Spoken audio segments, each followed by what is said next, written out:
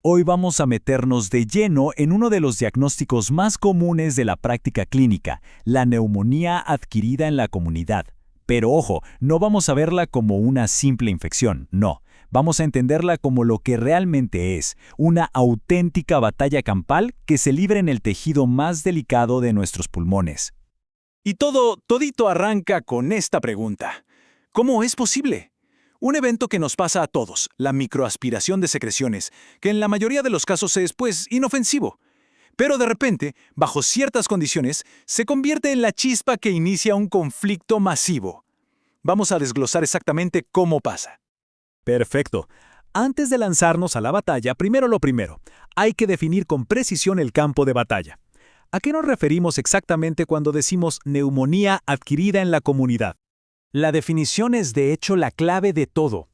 La NAC, o CAP por sus siglas en inglés, es una infección del tejido funcional del pulmón, lo que llamamos el parénquima.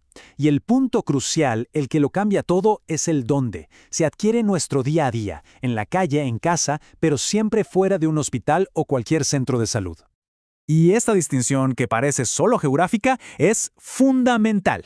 Porque, seamos honestos, no es para nada lo mismo enfrentarse a los gérmenes de la comunidad que a esos otros que ya viven en un hospital, que suelen ser mucho, pero mucho más resistentes.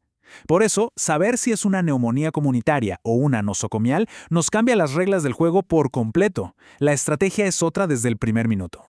Muy bien, ya conocemos el escenario. Ahora conozcamos a los protagonistas de esta historia, los invasores. Y no es una lista aburrida de nombres en latín, sino un verdadero elenco de microorganismos, cada uno con sus propias tácticas de ataque. A ver, tenemos al villano clásico, el más común y a menudo el más peligroso, el Streptococcus pneumoniae, mejor conocido como neumococo. Este es el patógeno que históricamente ha definido la enfermedad. Claro, no suele actuar solo. A veces viene acompañado de secuaces como el Haemophilus influenzae o la Moraxella catarrhalis. Luego tenemos a los agentes sigilosos.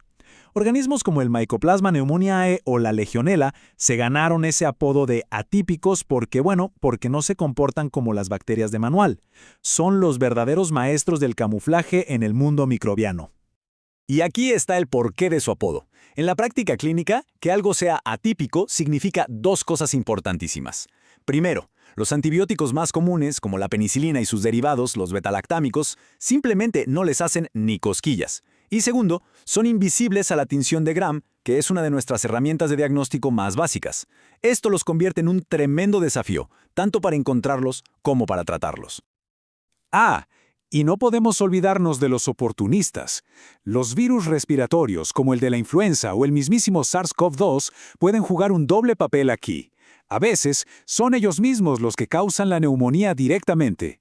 Pero otras veces, y esto es súper común, actúan como el equipo de avanzada, debilitan las defensas del pulmón y dejan la puerta abierta de par en par para que llegue una segunda invasión, esta vez bacteriana. Ahora, prepárense para este dato porque es increíble. A pesar de todas nuestras herramientas, de los cultivos, del diagnóstico molecular, en hasta un 62% de los casos de neumonía comunitaria que requieren hospitalización, no se logra identificar al culpable. El caso queda sin resolver. Esta dificultad para encontrar un único culpable nos ha obligado a cambiar la forma de pensar. La idea de que el pulmón era un órgano estéril, pues ya es historia. Hoy sabemos que tiene su propia comunidad de microbios, su microbioma, y esto nos hace pensar que la neumonía quizás no sea solo una invasión externa, sino también un desequilibrio de la flora que ya vive ahí. Bien, ya conocemos a los posibles invasores, pero ¿cómo le hacen para burlar las formidables defensas de nuestro sistema respiratorio y llegar hasta lo más profundo del pulmón? Veamos la secuencia de la invasión. Como dijimos al principio, el mecanismo principal es la microaspiración. Imagínense, pequeñísimas gotas de saliva y secreciones de la garganta, que están repletas de bacterias, viajan hacia los pulmones. Esto pasa todo el tiempo, sobre todo al dormir. Normalmente, nuestro sistema inmune las intercepta y elimina sin que nos demos cuenta. Pero, ¿qué pasa cuando las defensas están bajas? Factores como la edad avanzada, el tabaquismo, tener enfermedades crónicas como EPOC o diabetes, o incluso una infección viral reciente, debilitan estos mecanismos de defensa. Es como si bajaran la guardia. Y ahí se crea la oportunidad perfecta para que esos microbios aspirados no solo sobrevivan, sino que se instalen y empiecen a multiplicarse. Y una vez que el enemigo se establece, ahí sí, comienza la verdadera batalla. El combate no es en los bronquios, no. Ocurre en la última línea, en los sacos aéreos, los alveolos, justo donde se hace el intercambio de gases. Es una guerra a nivel microscópico, pero con consecuencias gigantescas. Esto nos muestra la cascada de eventos de forma genial. El patógeno llega y se multiplica a sus anchas. Los macrófagos alveolares, que son los centinelas del pulmón, dan la voz de alarma liberando citoquinas, que son como bengalas de auxilio químicas. Esto provoca un reclutamiento masivo de neutrófilos, la infantería pesada del sistema inmune. El resultado de toda esta movilización, la formación de un exudado inflamatorio. Y este exudado es, literalmente, los restos de la batalla. Es una mezcla de líquido, células inmunes vivas y muertas, proteínas y los propios patógenos. Todo este material espeso comienza a llenar los sacos aéreos que se supone deberían estar llenos de aire. Y aquí está el punto crítico. Cuando los alvéolos se inundan con este exudado, el oxígeno del aire que respiramos ya no puede pasar a la sangre.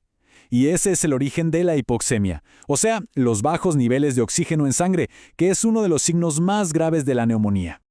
Lo fascinante es que esta batalla microscópica tiene manifestaciones que se pueden ver y oír.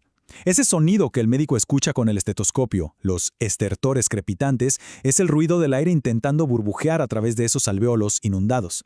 Y en una radiografía de tórax, toda esa zona llena de exudado se ve como una mancha blanca y densa.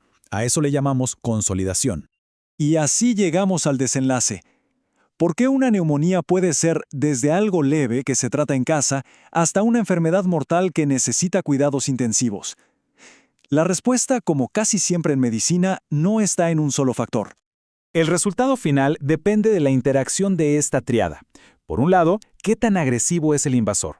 Por otro, las condiciones del huésped, su edad, sus enfermedades previas, la fortaleza de su sistema inmune. Y finalmente, la propia respuesta inflamatoria del cuerpo, que puede ser tanto nuestra salvación como nuestra condena. Es el delicado equilibrio entre estos tres elementos lo que dicta absolutamente todo: los síntomas, la gravedad, el riesgo de complicaciones como la sepsis o la insuficiencia respiratoria. Una respuesta inmune demasiado débil permite que la infección avance sin control, pero una demasiado fuerte puede causar más daño al pulmón que el propio germen. Y esto nos deja con una pregunta final, una para pensar. Si la inflamación es una espada de doble filo, si es la clave para ganar la batalla, pero también la causa del daño colateral, ¿será que el futuro del tratamiento de la neumonía no solo está en mejores antibióticos para matar al invasor, sino también en terapias que puedan modular, que puedan controlar la propia respuesta de nuestro cuerpo? Ahí se las dejo.